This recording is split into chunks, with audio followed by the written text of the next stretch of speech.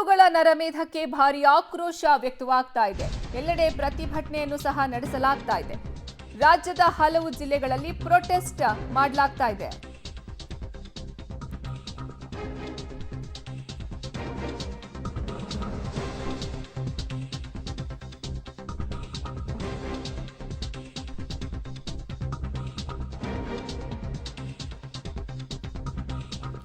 ಚಿತ್ರದುರ್ಗದಲ್ಲಿ ವಿಎಚ್ಪಿ ಭಜರಂಗ ದಳ ಪ್ರತಿಭಟನೆಯನ್ನ ಮಾಡಿದೆ. ಪಾಕಿಸ್ತಾನ ಧ್ವಜಕ್ಕೆ ಬೆಂಕಿ ಹಚ್ಚಿ ತಮ್ಮ ಆಕ್ರೋಶವನ್ನ ಹೊರಹಾಕಿದ್ದಾರೆ.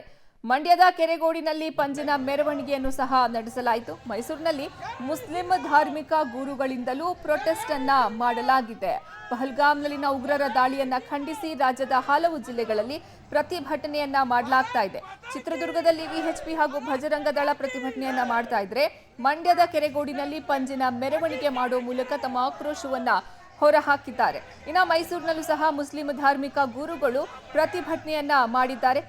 ಈ ಮೂಲಕ ಉಗ್ರರ ದಾಳಿಯನ್ನ ಖಂಡಿಸಿದ್ದಾರೆ. ಪಾಕಿಸ್ತಾನದ ಧ್ವಜಕ್ಕೆ ಬೆಂಕಿ ಹಚ್ಚಿಯೂ ಸಹ ತಮ್ಮ ಆಕ್ರೋಶವನ್ನ ಹೊರಹಾಕಿದ್ದಾರೆ ಪ್ರತಿಭಟನಾಕಾರರು.